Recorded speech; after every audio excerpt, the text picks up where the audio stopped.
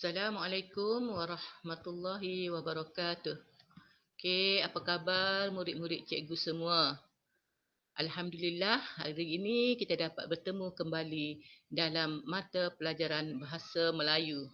Okey, hari ini kita akan belajar peribahasa. Okey, kita akan belajar peribahasa. Jadi, cikgu harap murid-murid ada buku teks ya, buku teks.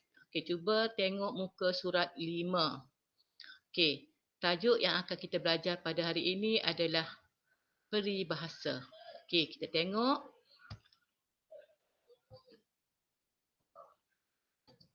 Kita tengok apakah yang dimaksudkan dengan peribahasa. Okey, peribahasa merupakan susunan perkataan yang mengandungi maksud tersirat. Okey, maksud tersirat ni ialah maksud yang kita tidak nampak. Dia tulis lain tetapi maksud sebenarnya adalah lain ya. Okey, nanti cikgu akan terangkan. Cikgu akan bagi contoh sebentar lagi. Kemudian, peribahasa juga adalah lahir daripada cetusan fikiran orang Melayu dahulu. Okey, orang Melayu dahulu dia banyak gunakan perkataan peribahasa. Kemudian, peribahasa juga diguna dalam perkataan pertuturan harian. Dia cakap hari-hari dia guna peribahasa. Peribahasa juga menggambarkan sifat bagi seseorang, kelakuan seseorang dan keadaan. Okey, seterusnya tengok beberapa contoh peribahasa yang cikgu beri di sini ada 10 contoh. Okey, cikgu nak ambil contoh perkataan yang tersirat yang cikgu bagi tahu tadi. Kita tengok nombor 2 iaitu ada jalan. Okey, ada jalan maksudnya ada cara untuk menyelesaikan sesuatu perkara. Okey, kalau kita lihat dia tulis simpulan bahasa dia adalah ada jalan. Jadi kita nampak perkataan ada jalan, kita akan bayangkan jalan raya tak? Okay. Tapi yang sebenarnya maksud yang tersirat di sini merupakan cara untuk menyelesaikan sesuatu perkara. Itu maksud ada jalan. Okay, cikgu bagi satu contoh saja di sini.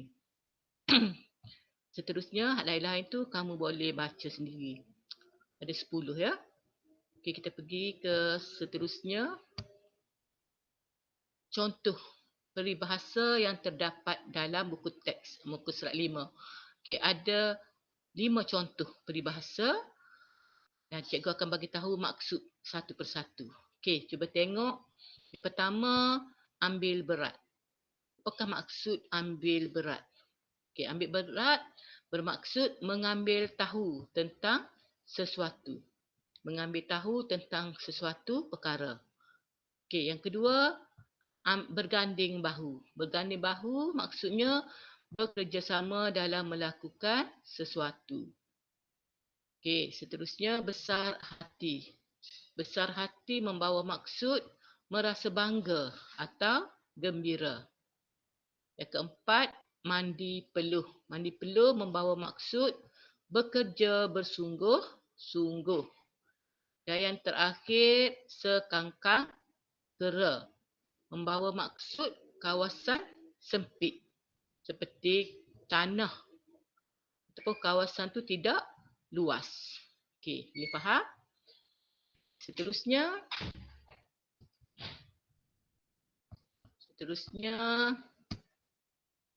tengok contoh ayat.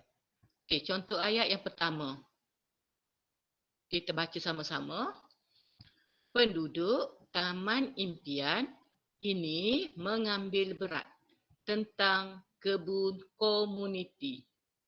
Okey, kita perhatikan perkataan yang berwarna merah. Perkataan yang berwarna merah adalah ambil berat. Ambil berat merupakan peribahasa. Dalam ayat nombor 1. Seterusnya tengok ayat gambar nombor 2. Ayat dia, saya kagum melihat mereka berganding bahu mengusahakan kebun ini. Perkataan berwarna merah adalah berganding bahu. Ini juga merupakan peribahasa. Seterusnya ayat nombor 3. Gambar nombor 3 Okey, dia kata untuk tugasan di sini bina 2 ayat pada setiap gambar menggunakan peribahasa yang diberi. Okey, pada gambar nombor 3 ni ada 2 peribahasa. Yang pertama besar hati, yang kedua mandi peluh.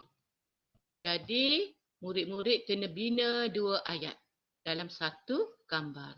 Ayat pertama berkaitan dengan besar hati.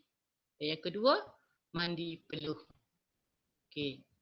Seterusnya nombor 4. Gambar nombor 4 ada 2 juga peribahasa. Peribahasa yang pertama sekangkang kera. Yang kedua menambat hati. Okey, kamu juga kena bina 2 ayat dalam satu gambar. Okey. Okey, untuk membina ayat, murid-murid perlu ada ni 3 perkara. Cara bina ayat. Yang pertama mesti ada kata nama. Kata nama seperti watak. Watak yang terdapat dalam gambar. Kalau gambar orang lelaki, kena beri nama lelaki. Kalau gambar perempuan, beri nama watak perempuan. Kalau ramai, watak tu ramai, kita boleh gunakan ganti nama. Mereka. Kalau seorang, saya. Okey. Nombor 2, ada peribahasa dalam gambar. Okey, sebagaimana contoh dalam gambar tu berwarna merah. Itu perkataan peribahasa. Kena ada. Tu wajib kena ada. Kena bubuh peribahasa tersebut. Yang ketiga, ada tempat atau situasi dalam gambar. Okey, kalau kita perhatikan dalam gambar kita, dalam ayat dalam gambar ataupun dalam apa ni? Kita nak belajar ni, tempatnya adalah kebun komuniti. Okey, jadi awak kena buat kebun komuniti. Okey. Itu saja contoh ayat. Okey, contoh ayat. Contoh ayat penduduk Taman Impian. Okey, penduduk Taman Impian ni merupakan kata nama ataupun watak dalam ni. Penduduk Taman Impian, kata nama. Ambil berat, beri bahasa. Kebun komuniti adalah situasi ataupun tempat. Okey, itu sahaja daripada cikgu pada hari ini. Jadi cikgu harap kamu sediakan satu buku tulis untuk tata bahasa, buku garis 2. Tajuk ataupun perkara di buku garis 2 tu kamu tulis tata bahasa. Okey, tata bahasa, buku tata bahasa. Okey, itu saja daripada cikgu. Sekian, terima kasih. Jumpa lagi insya-Allah.